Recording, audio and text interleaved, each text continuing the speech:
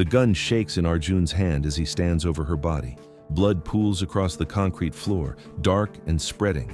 3 seconds ago, Reema Costa was alive, breathing, trusting him. Now, she's just another casualty in a war she never understood.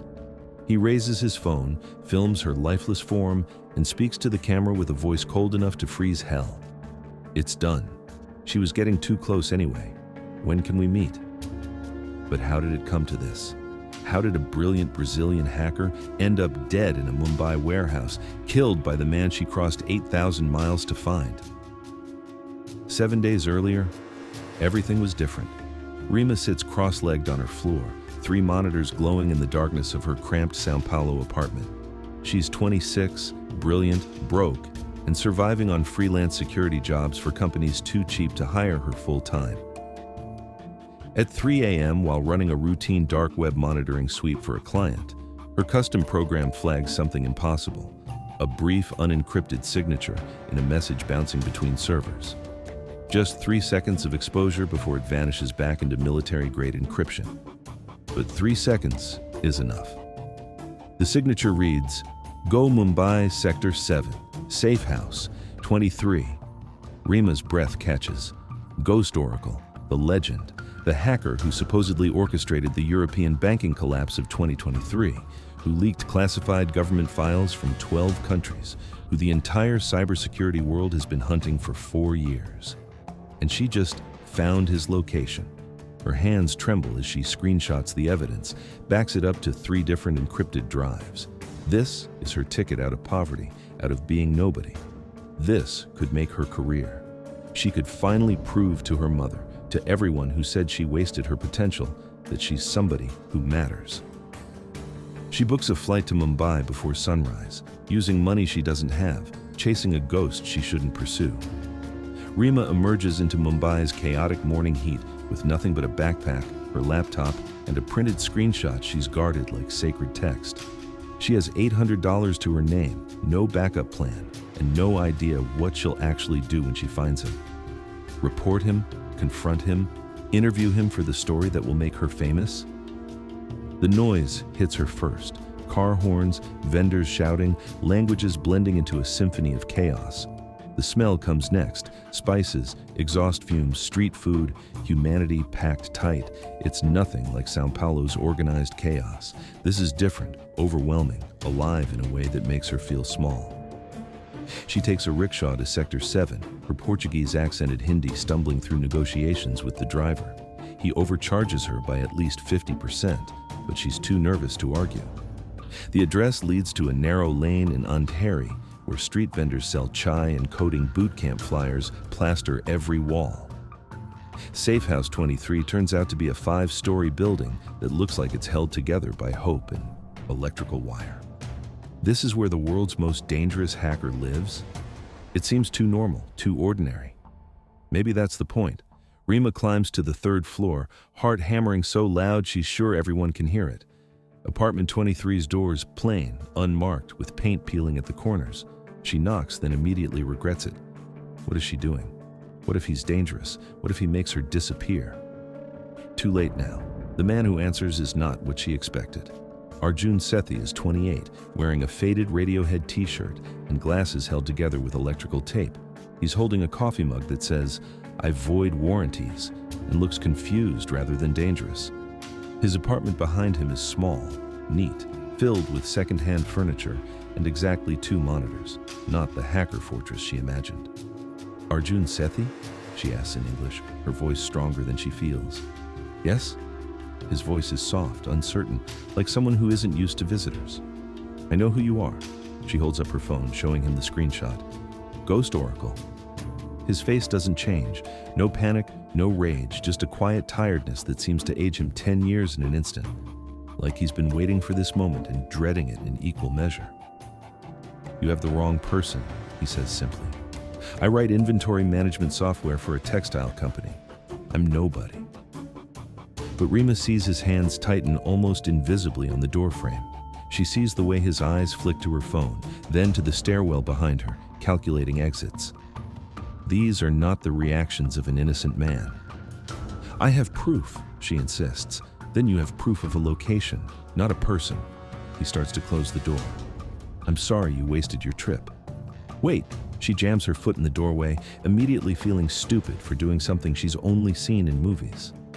Just give me 5 minutes, please. I came 8,000 miles. Arjun looks at her properly for the first time. This Brazilian woman with fierce eyes and desperate hope written all over her face, who clearly has no idea what she's walked into. Something in his expression softens microscopically. 5 minutes, he agrees quietly. But not here.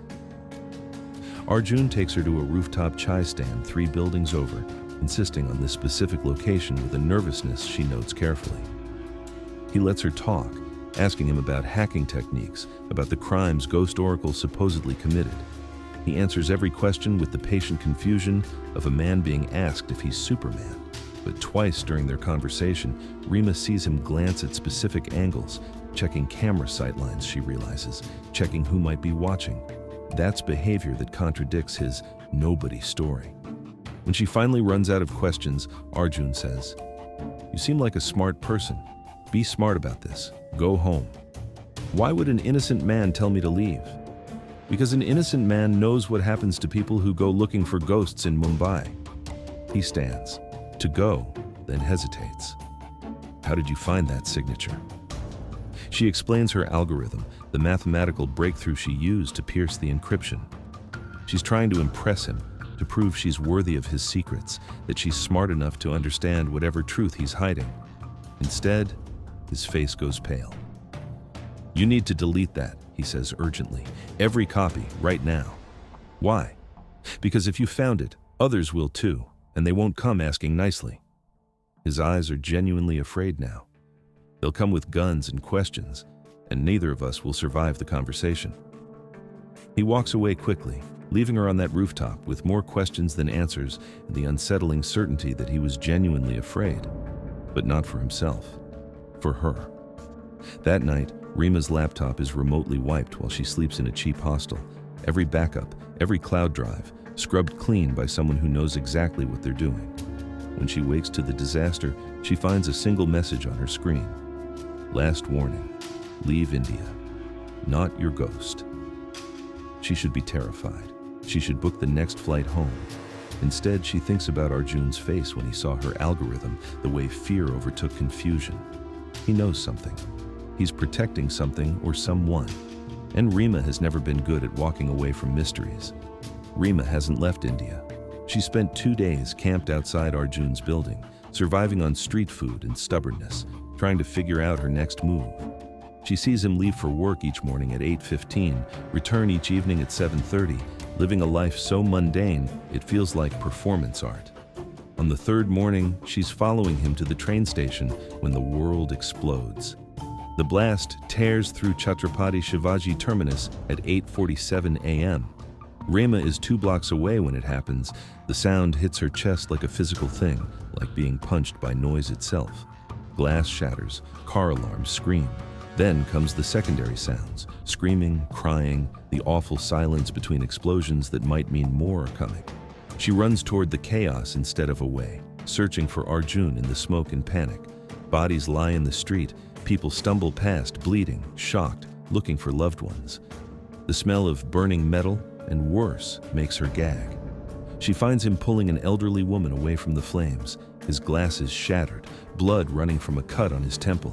He's moving on pure instinct, helping people, getting them to safety. Their eyes meet across the carnage.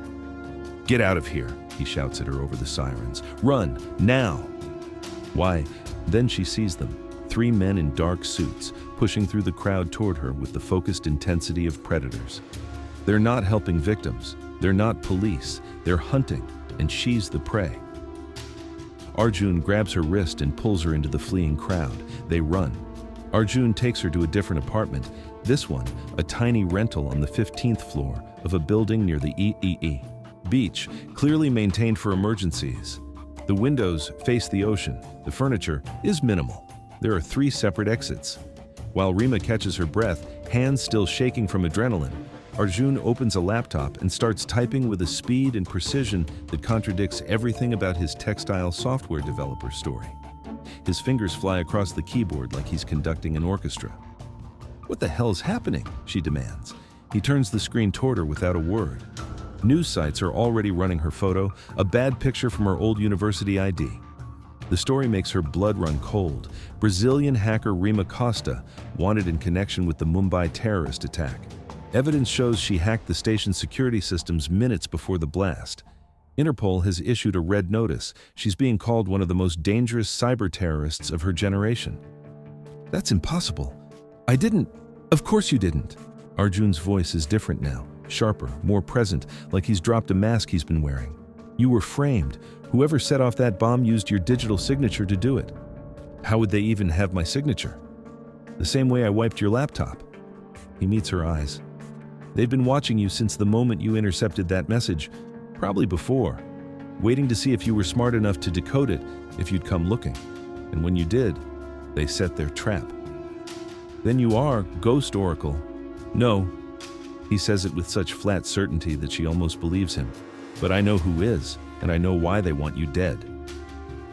As sirens wail across the city and Reema's face appears on every news channel, every website, Arjun tells her a story that changes everything. 5 years ago, he had a twin sister named Kavya. Brilliant, fearless, angry at a world that seemed designed to crush people like them. Smart kids from middle-class families who could see all the ways the system was rigged but couldn't change it. She studied computer science, fell in with online communities that talked about digital revolution, about tearing down corrupt systems and building something pure from the ashes. Arjun tried to stop her, tried to convince her that destruction wasn't revolution, that burning everything down just left people in the cold and dark. She disappeared 3 years ago, vanished completely, left no trace. And then Ghost Oracle appeared, doing exactly what Kavya had always dreamed of doing. Attacking financial institutions, leaking government secrets, trying to free information while causing chaos in her wake. "You think your sister is Ghost Oracle," Reema says slowly. "I know she is. I've spent 3 years trying to find her, trying to stop her before she does something that can't be undone." He pulls up files, code fragments, communication patterns, digital fingerprints that mean nothing to Reema but clearly mean everything to him. "The message you intercepted? It wasn't meant to lead you to me. It was bait. Kavya's been using my old addresses, my old signatures, trying to draw out someone smart enough to decode her actual location. Why frame me for terrorism? Because you got too close. That algorithm you built? It's the only thing anyone's ever created that can actually pierce her encryption. You're not just a witness, you're a threat. The only person who could potentially track her real movements and stop her next attack." Reema processes this, her mind racing through implications. "What's the next attack?" Arjun's face goes grim. "I don't know yet, but if she's willing to kill 73 people just to frame you, just to eliminate you as a threat, it'll make today look like a rehearsal." The number hits her like a punch. 73. 73 people dead because she was curious, because she chased a ghost, because someone wanted her gone badly enough to slaughter innocents as cover. She runs to the bathroom and vomits. Over the next 3 days, forced together by necessity and circumstance, they develop a rhythm. Arjun teaches Reema how to move invisibly through Mumbai, how to avoid cameras, how to spot surveillance, how to blend into crowds, how to live like a ghost. Reema rebuilds her algorithm from memory, trying to recreate what was stolen, trying to track the signature that started everything. They work mostly in silence, but it's a comfortable silence, the kind that develops between people who've survived something terrible together. Arjun makes terrible chai, but insists on the ritual of it, claiming it helps him think. Reema discovers he codes with an elegance that's almost poetic, seeing patterns where she sees chaos, building solutions that are both practical and beautiful. They argue about approaches, her aggressive, his defensive, but their arguments feel less like conflict and more like two musicians finding harmony. She pushes him to take risks. He pulls her back from dangerous edges. Somewhere in between, they find solutions neither would have reached alone. Late one night, working by lamplight, because they can't risk bright screens near windows, Reema says, "You could have turned me in, collected the reward. Instead, you're risking your life." My sister already took enough lives, Arjun replies quietly. I won't let her take yours too. It's the first moment Reema realizes he's not just helping her out of guilt. He sees her not as a threat or a tool, but as a person worth saving, worth protecting, worth the risk. On the fourth night of hiding, Reema's algorithm finally produces results. A server location in Mumbai's oldest district, buried under layers of proxy routing. But it's incomplete. She can track the signals, but can't decode the content. I need the other half of the encryption key, she tells Arjun, the one only Ghost Oracle has. No, he says immediately. Absolutely not. Why? Because to get it, you'd need to make contact with Kavya directly. You'd need to offer her something she wants. He stands, paces, runs his hands through his hair. You'd need to make her believe she's won. Like what? Arjun looks at her with something like anguish. Like me. The implication hangs between them. Using Arjun as bait, letting Kavya believe her brother has finally chosen her side, might be the only way to get close enough to stop her. It would mean Arjun pretending to betray everything he believes in, pretending to betray Reema. I won't ask you to do that, Reema says firmly. You're not asking, I'm offering. He closes his laptop. But if we do this, I need to know you won't run. I need to know you're with me, completely, even when it looks like I've turned on you, even when I'm standing over your body with a gun in my hand. That's asking me to trust you. Yes. Reema studies his face in the dim light, this quiet man who's upended his entire life to protect a stranger, who carries the weight of his sister's crimes like stones in his pockets, who speaks about trust like it's something precious and rare. She thinks about her mother back in Sao Paulo, who she barely speaks to anymore, about the career ambitions that brought her here, about how small those things seem now compared to the 73 people who died because she was too curious. Okay, she says, I trust you. It's the first time either of them has admitted this has become more than survival, more than necessity, something neither is ready to name. Arjun sends a message into the dark web using old codes only Kavya would recognize. You win. I'm ready to see what you're building, but I'm bringing someone with me, the Brazilian. She's useful. A. The response comes in 3 minutes. Proof of loyalty required. Kill her, send verification, then we'll talk. Go. They stare at the screen in silence. Outside, Mumbai sleeps, unaware that somewhere in its sprawling chaos, someone is planning another attack, something worse than today. We'll fake it, Arjun says finally. Make it look real enough to pass her verification. And if we can't, then she'll know I betrayed her, and we both die. He looks at Reema. Still trust me? Ask me again when you're pointing a gun at my head. Arjun explains the plan with clinical precision. They'll fake Reema's death convincingly enough to get Kavya to make contact, using a combination of deep fake video techniques, falsified forensics, and Arjun's knowledge of what his sister will and won't verify. She'll check, he warns. She'll scan police databases, hospital records, morgue registries. Everything has to be perfect or she'll know it's theater. And if it's not, then she'll know I betrayed her and we both die. Probably badly. They set up in an abandoned warehouse in Dharavi, the kind of place where bodies turn up and nobody asks questions because survival takes all your attention. Arjun has a contact, a man he won't explain with resources he shouldn't have, who provides falsified police credentials, fake blood that tests, as real, a body bag that will scan as containing human remains on infrared. Reema lies on the concrete floor while Arjun sets up cameras with shaking hands. The plan is to film her execution, complete with gunshot sounds from blanks and strategic blood packets. Theatrical, but Kavya will expect theatrical from her brother. She always accused him of being too dramatic. You really think this'll work? Reema asks, staring at the ceiling where water stains make patterns like continents. I think it has to. Arjun kneels beside her to position a blood packet. His hands are trembling slightly. I think I haven't seen my sister in 3 years, and I don't know if she's still the person I knew, or if that person is gone completely, replaced by something that wears her face. What was she like before? Brilliant, fierce, funny. A ghost of a smile crosses his face. She used to sneak into my room when we were kids, and We'd stay up coding together, building stupid programs that made our parents' computer play Bollywood songs at random times. She wanted to make the world fair. I just wanted to make her laugh. You still love her.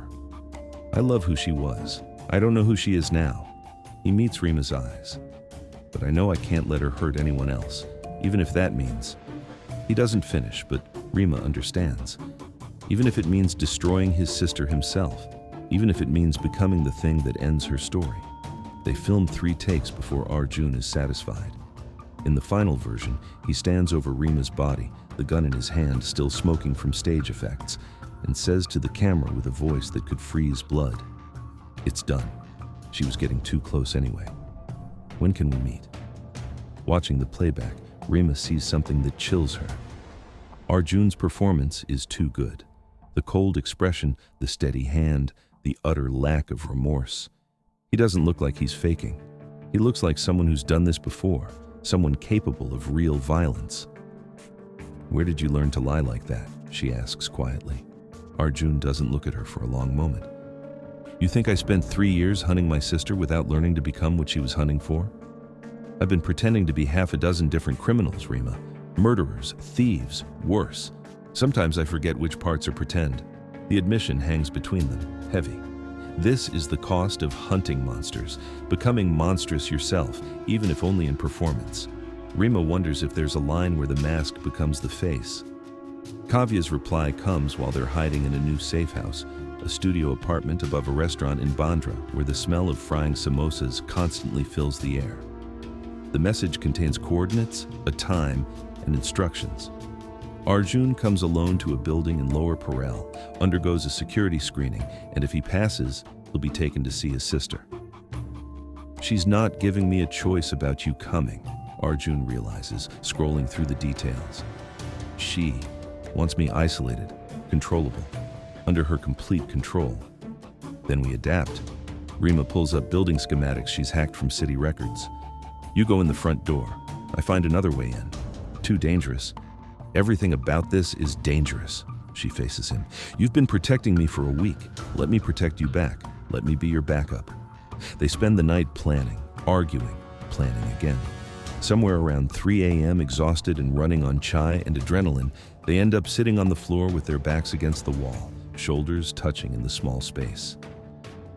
"If this goes wrong," Reema says into the darkness, "if we don't both make it out, we'll make it out.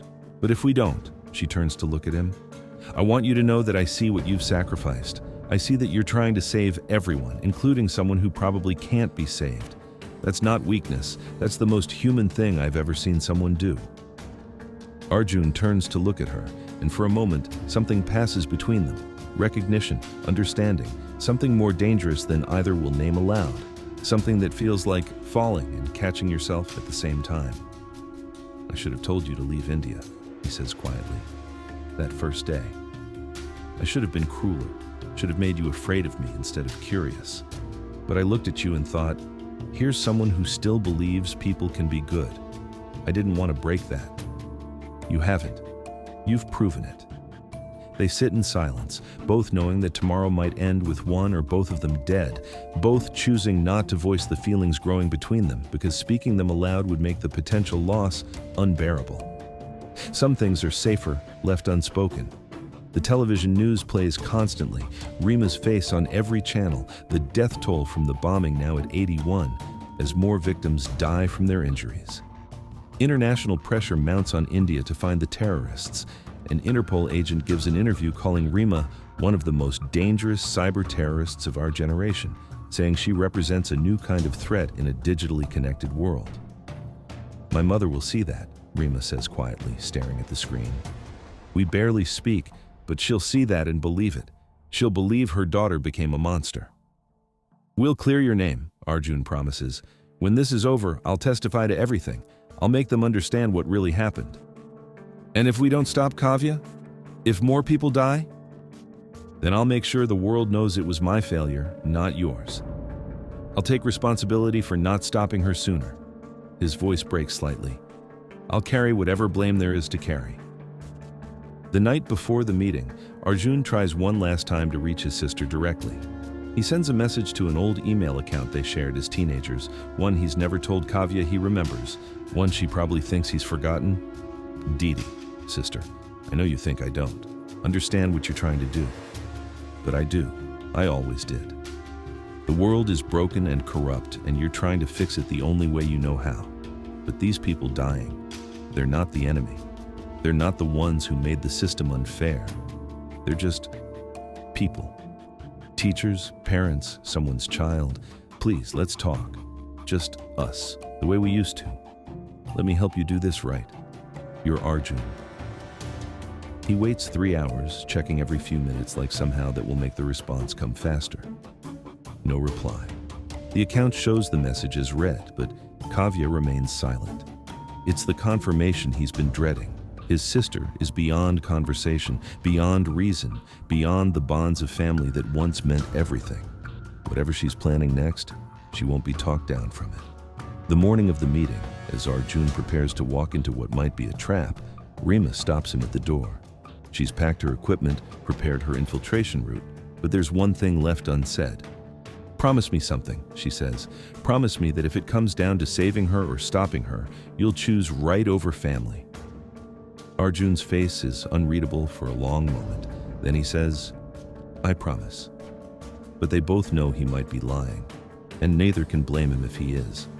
How do you choose between the world and the person who once meant the world to you? How do you become the thing that ends your sister's story? They don't kiss, don't embrace. The weight of what's coming sits too heavy between them for comfort. Instead, Reema just touches his hand briefly, a gesture that says everything words can't. Then, they go to face the ghost. The building Kavya chose is an abandoned tech startup office, one of hundreds that collapsed during the pandemic and never recovered. The irony isn't lost on Arjun. Dreams of digital revolution died here when money ran out. Now, his sister uses it to plan real revolution. Arjun enters through the front, passing through metal detectors and being patted down by 2 men with dead eyes and military bearing. Mercenaries, he realizes. His sister has upgraded from ideology to actual infrastructure, from angry manifestos to paid soldiers. This is worse than he thought. Meanwhile, Reema infiltrates through a service entrance using security exploits Arjun taught her. She makes her way to the building's server room, plugging in a device that will let her monitor all communications and, if necessary, trigger an emergency protocol they've designed. A code bomb that will wipe every machine in the building simultaneously, destroying whatever Kavya's planning, but also destroying any evidence that could clear Reema's name. Through the walls, she hears Arjun's voice, then another voice she doesn't recognize. Female, similar cadence to Arjun's but sharper edges. Kavya. Arjun finds his sister in what used to be a corner office with windows overlooking Mumbai's skyline. Now it's filled with servers and monitors displaying code that makes his skin crawl. He recognizes pieces of it, complex, elegant, built for one purpose, maximum damage.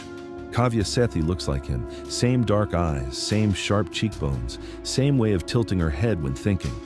But 3 years of living underground have carved away everything soft. She's thinner, harder, with scars on her hands that suggest she's moved beyond just code into physical confrontation. Pie, brother, she says, and her smile is warm and terrible.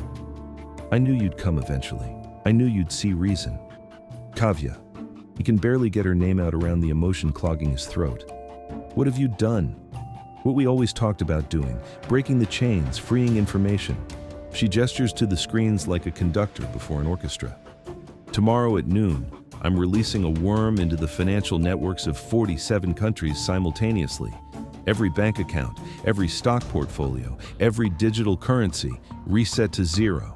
Pure economic collapse. The wealth gap gone in an instant.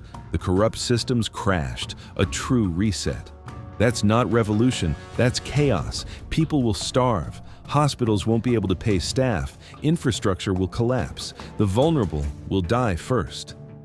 And from the ashes, something fair can grow. She studies him with those familiar eyes that now seem to belong to a stranger. You used to understand that. You used to believe the system was beyond reform, that only destruction could bring real change. I used to be 18 and angry. I grew up. You're supposed to grow up too. I grew awake. She moves closer, and he sees how much she's changed, not just physically. There's something missing behind her eyes, some capacity for empathy that's been burned away. The Brazilian girl. You really killed her? I sent you proof. You sent me theater. I know my brother. You've always been a better coder than a liar. She pulls up footage on one of her screens, the warehouse, the staged death, but from an angle they didn't know was being filmed. Kavya zooms in on Reema's neck where a pulse is faintly damning visible. Sloppy Arjun. In the server room, Reema hears heavy footsteps approaching. She has maybe 30 seconds before discovery, 30 seconds to make a choice. She makes a split-second decision. Instead of running, she uploads her algorithm directly into Kavya's system, setting it to broadcast Ghost Oracle's location to every intelligence agency in the world simultaneously. If they're going down, they're taking Ghost Oracle down with them. Justice over survival. Back in the office, Kavya has pulled a gun, something else the old Kavya would never have done. His sister, who cried over injured birds, now holds a weapon with frightening comfort. Where is she? Kavya demands. Gone. Away from you. Safe. Liar. She's in this building right now, isn't she? You brought her because you can't do anything without backup, without someone to believe you're the good guy. Kavya's computer beeps. She glances at it, and her face goes white with rage. What did you do? What I had to. You activated a tracer. You're broadcasting my location to every government agency on Earth. She looks at him with something like betrayal, like he's the one who's hurt her. You brought me my brother, and he brought me law enforcement. I brought you consequences. You killed 81 people, Kavya. 81. For what? For ideology? For revenge against a system that hurt you? For a better world. There is no better world where those people are dead. Arjun's voice breaks, years of grief and guilt and rage pouring out. There is no version of justice where their families mourn because you decided you knew better than everyone else. You're not a revolutionary. You're a murderer with good intentions. Kavya's gun wavers. For the first time, Arjun sees past the hardened revolutionary to the sister he lost, the girl who cried when they found an injured bird, who believed in goodness so fiercely it broke her when the world proved otherwise. She's still in there somewhere, buried under 3 years of anger and isolation. They were supposed to be symbols, she whispers, and now she sounds young, frightened. The bombing. It was supposed to be empty. I had intelligence saying the station would be clear for maintenance, that it would be pure property damage. You were lied to. Your intelligence used you. Someone wanted those people dead, and they used your revolution as cover. Arjun steps closer, lowering his voice. Didi, you're not the mastermind. You're the scapegoat they're setting up. Kavya's face crumbles. No, I planned everything. You planned the code. Someone else planned the casualties. He pulls up files on his phone. Intelligence Reema helped him gather over sleepless nights. The real Ghost Oracle network? It's not revolutionaries. It's arms dealers, human traffickers, war profiteers using cyber terrorism to destabilize governments so they can profit from the chaos. You're their tool, Kavya. They let you believe you were leading when you were just the face they'd eventually sacrifice. All of it? Kavya's voice is small now, childlike, the voice of the sister he remembers. All the people I thought I was helping? You helped criminals get richer while innocents died. Arjun's voice breaks. And I helped by not stopping you sooner. I was so afraid of losing you that I let you become this, and that's on me. That's my failure. But it ends now. Sirens sound in the distance, Reema's tracer working, authorities converging on the location from every direction. Kavya raises her gun again, but this time it's pointed at herself. I can't go to prison, Arjun. I can't face what I've done. All those people.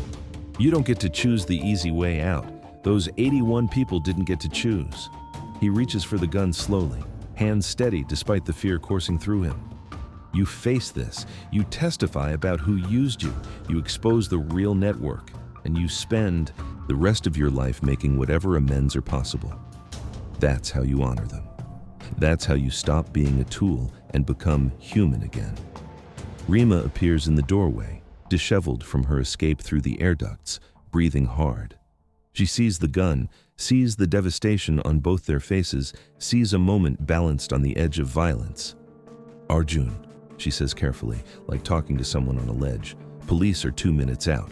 Kavya swings the gun toward Reema with sudden fury. You found me. You ruined everything. I was building something beautiful." "Your everything was ruined from the start," Reema replies, steady despite the weapon aimed at her chest. "You were brilliant and hurt, and someone weaponized that. I'm sorry. I'm genuinely sorry that happened to you. But your brother's right. You don't get to end this on your terms." For a long moment, everything balances on the edge of violence. Arjun positioned between his sister and the woman he's falling in love with, unable to protect both, forced to choose. Then Kavya laughs, a bitter, broken sound that echoes in the empty office. "You love her," she says to Arjun, lowering the gun. "You love this stranger more than you love your own sister. I love you enough to let you face justice. I love her enough to let her live." Arjun takes the gun from Kavya's unresisting hand. "That's not a contradiction. That's called being human. That's called making the choice that's right instead of easy." The police storm in. Not just Indian authorities, but Interpol agents, U.S. cybercrime specialists, representatives from a dozen countries. In the chaos, Arjun and Reema are separated. He's taken for questioning as a potential accomplice. She's taken into protective custody as a witness and victim. As agents pull her toward the door, Reema tries to turn back to Arjun, but an agent blocks her view. She hears him shouting her name, then nothing but professional voices giving instructions, moving her through procedures. She's put on a plane to Brazil within 18 hours, her testimony secured via video link, but her presence in India deemed too risky. The case is too high profile, the threats too real. No trial to attend, no resolution to witness, no chance to say goodbye properly. The last thing she sees of Mumbai is clouds through an airplane window, and she realizes she's crying, not for the danger she survived, but for the man she left behind, without knowing if she'd ever see him again. 3 weeks later, Reema is back in her São Paulo apartment, which feels impossibly small after everything, like she's been compressed back into a life that doesn't fit anymore. The news reports that Kavya Sethi is cooperating with authorities, that a major international criminal network has been exposed, that 14 arrests have been made across 6 countries. Faces flash on the screen, people she's never seen, criminals who used Kavya's revolution for profit. Arjun Sethi's name appears nowhere in the reports. It's as if he never existed. Reema tries to find him. Emails bounce, phone numbers are disconnected, social media profiles deleted or never existed. He's gone ghost for real, and she doesn't know if it's by choice or by force, if he's protecting himself or protecting her, if witness protection has swallowed him, or if he simply decided she was too complicated to keep in his life. Her mother calls for the first time in a year, crying and apologizing for believing the news. Reema absently comforts her, saying the right things, but her mind is 8,000 miles away, wondering if she imagined the connection, if she romanticized trauma bonding into something it wasn't. Late at night, she rebuilds her algorithm again, this time searching for a different kind of ghost, searching for any trace of Arjun Sethi in the digital world. She finds nothing. Reema has become accidentally famous, the hacker who helped take down Ghost Oracle, the cybersecurity expert who survived terrorism charges and international manhunts. She's on every conference panel, fielding job offers from companies that wouldn't return her emails a year ago. She's giving a talk at LATEC 2026, South America's biggest tech conference, speaking about encryption ethics and the dangers of digital vigilantism. The auditorium holds 800 people. She sees 800 faces, and none of them are the one she's still looking for. The line between security and surveillance is thinner than we think, she tells the audience, her Portuguese confident now in ways it wasn't before. And the line between justice and revenge, even thinner. I learned that the hard way. Halfway through her Q&A, a young man in the audience asks, "Do you regret pursuing Ghost Oracle, knowing what it cost?" Reema pauses, choosing honesty over polish. "I regret that people died. I regret that my curiosity led me into a situation I wasn't prepared for, that I didn't understand the stakes until it was too late. But I don't regret who I met along the way, or what I learned about the difference between justice and revenge." between destroying something broken and building something better. After her talk, she's swarmed by attendees wanting selfies, business cards, autographs. She does her professional smile, her networking routine, feeling like she's playing a part in someone else's life. This success doesn't feel like hers. It feels like something that happened to the person she used to be. Then, at the edge of the crowd, she sees him. Arjun looks different. He's cut his hair shorter, replaced the taped glasses with contacts, bought clothes that actually fit his frame properly. But his eyes are the same. Intelligent, kind, carrying too much weight for someone so young. Reema excuses herself from a conversation mid-sentence and walks toward him like a person moving through water, not quite believing he's real, that he's actually here. "You disappeared," she says when she reaches him. It comes out more accusatory than she intended. "I had to. Witness protection during the trials, then debriefing, then... I needed time to figure out who I was without Kavya's shadow hanging over everything." He manages a small smile. "Also, I was pretty sure you'd hate me." "Why would I hate you?" "Because I almost got you killed. Because I used you to get to my sister. Because I dragged you into something that destroyed your life." "Stop." Reema grabs his arm, feeling the solid reality of him. "Let's not do this here." She leads him to the conference center's rooftop garden, a rare, quiet space above São Paulo's relentless chaos. The city sprawls below them, millions of lights against the twilight like stars brought down to earth. "I spent 6 months thinking you were dead or imprisoned or had decided I was too much trouble," Reema says, leaning against the railing. "I searched for you. Do you know how creepy it is to use hacking skills to find someone who doesn't want to be found? I felt like a stalker. I wanted to be found. By you, specifically." Arjun pulls out his phone, shows her a document. "I testified at Kavya's trial. She got 25 years with possibility of parole in 15. The real network leaders, most of them are in prison now, though some are still out there. It's not perfect justice, but it's something. It's more than nothing." "And you? What did you get?" "Immunity in exchange for testimony. A clean record, money from 3 different governments as compensation for helping. A chance to disappear or rebuild, whichever I chose." He pockets the phone. "I chose to find you.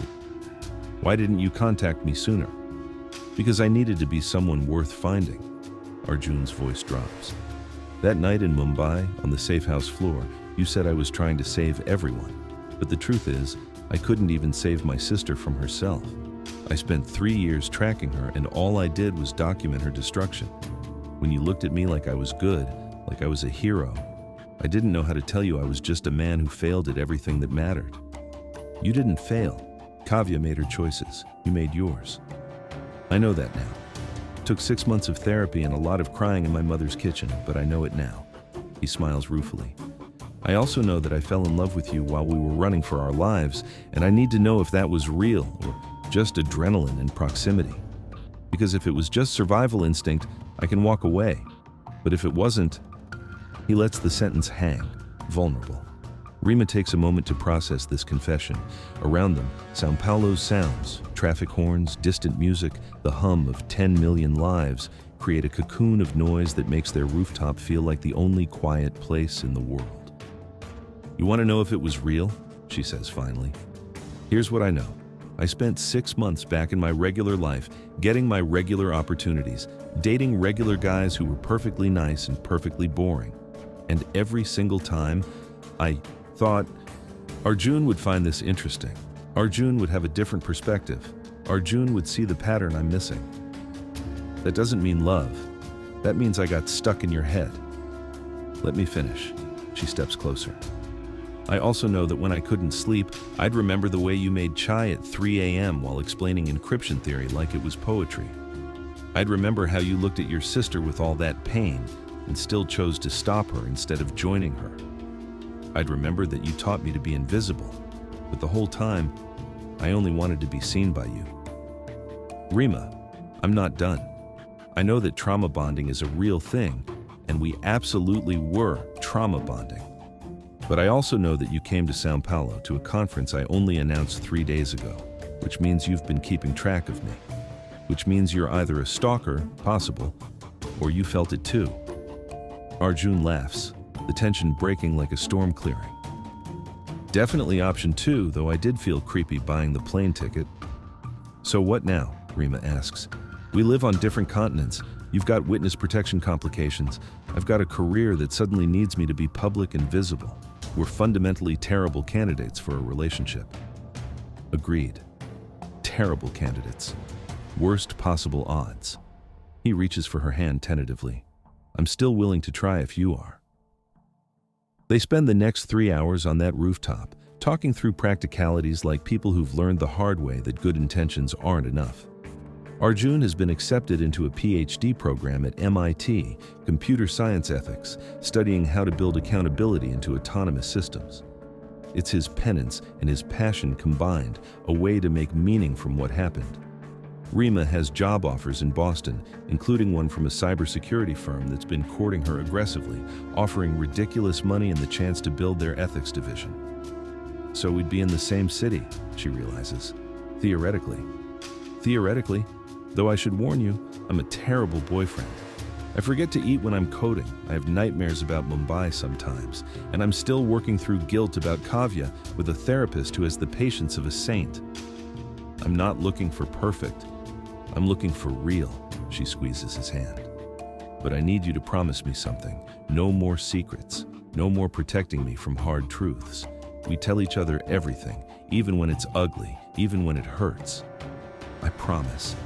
And I need you to promise me something too. Don't make me your project. Don't try to fix me or save me. I'm doing that work myself. Just be with me. That's enough. Deal. They kiss then, finally, and it's not the dramatic movie kiss that erases all problems. It's tentative and sweet and interrupted when Reema's phone buzzes with urgent texts from conference organizers, wondering where their keynote speaker disappeared to. I should go, she says reluctantly. Networking dinner. Very important people who want to throw money at me. Go, be brilliant. Let them throw money at you. Arjun smiles. I'll be here tomorrow, and the day after that. I'm not disappearing again. Reema's new apartment in Cambridge is bigger than her São Paulo place, but still somehow cramped because Arjun has brought his entire coding setup, and between them, they have enough monitors and servers to run a small tech company. It's a Saturday morning. Reema is making terrible Brazilian coffee while Arjun attempts to make decent Indian chai, and both are failing entertainingly. They've been in Boston for 3 months, navigating the strange reality of dating someone you've already survived death with. Sometimes it's easy, sometimes they fight about whose turn it is to do dishes, sometimes the nightmares still come. But they're here, together, real. Arjun's phone buzzes, a message from his mother, asking when he'll visit Mumbai again, sending photos of his niece he hasn't met yet. He's been avoiding the question for months. You should go, Reema says, reading his expression over her terrible coffee. Face it, not forever, just for a visit. Make peace with it. Will you come with me? To the city where I was framed for terrorism? Absolutely. Sounds delightful. But she's smiling. Yes, I'll come with you. Maybe this time we can see it without running for our lives, actually be tourists. Sounds almost boring. Boring sounds perfect. Through the window, Boston winter is beginning. First snow dusting the streets, the city transforming into something clean and new. Reema thinks about the girl she was a year ago, desperate and broke and certain that finding Ghost Oracle would make her special, would make her matter. She found something better than fame.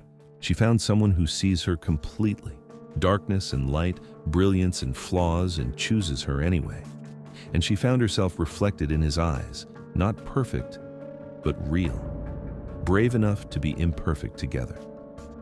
Arjun is reading something on his laptop, morning light catching in his hair, and without looking up, he reaches for her hand across the table. An unconscious gesture, automatic now, but it says everything. I'm here. You're here. That's enough. And for the first time since Mumbai, since the bombing and the betrayal and the world turning upside down, Reema feels something like peace. Right? Later that day, they walk along the Charles River, bundled against the cold. MIT's campus glows in the distance, Reema's office building visible across the water. The future they're building together, brick by brick. Do you ever miss it? Arjun asks. The chase, the adrenaline, feeling like you're doing something that matters? Sometimes. Then I remember I almost died several times and the adrenaline seems less appealing. She glances at him. But I do think about it, about Kavya, about whether what we did actually changed anything. The network's broken, that's something. Is it enough? I don't know. I don't know if anything is ever enough when people died. He's quiet for a moment. But I know we did what we could, and we're still trying to do better. That has to count for something. They walk in comfortable silence, the kind of silence that only comes from knowing someone deeply, from having seen them at their worst and choosing to stay anyway. A cyclist passes them, and Arjun instinctively pulls Reema closer, still hypervigilant, still protecting. Old habits die hard. We're okay, she reminds him gently. No one's hunting us. I know, but also, he kisses her temple. Let me keep you safe anyway. It makes me feel useful. Fine, but I get to keep you safe too. Equal partnership. Equal partnership, he agrees. They continue walking, two ghosts who learned to become human again, two people who found love in the least likely place and decided it was worth the impossible work of keeping. Behind them, their footprints in the fresh snow mark their path, not running this time, just walking forward together into whatever comes next. Above them, the sky is clear and bright. The world is still broken in 1,000 ways. But here, in this moment, on this path beside this river, they're okay. They're home.